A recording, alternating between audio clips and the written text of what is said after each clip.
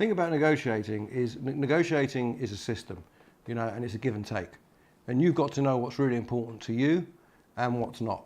And, you know, you have to compromise in negotiations, because ultimately, if one party gets up feeling really, really hard done by, whether down the line or the next day, you know, you get, you know, sort of, you get a problem because they don't want to spend enough money, you've taken too much advance, and they won't spend the money on marketing. Whatever the reason is, you have to know what your fights are, and you have to be very specific. And I think the key to negotiation is being able to explain as a manager why you want that for your artist.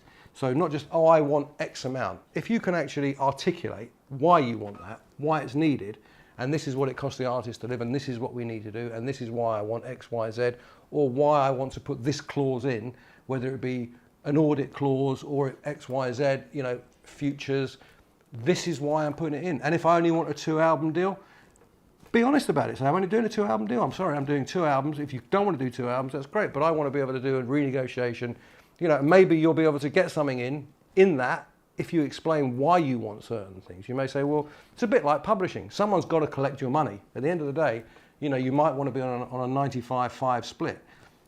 But maybe you could do that in a negotiation. You know, what are you trying to achieve? And if you sit down in a negotiation and you are honest with the person you're negotiating with what you're trying to achieve, then it's easier to make the deal happen.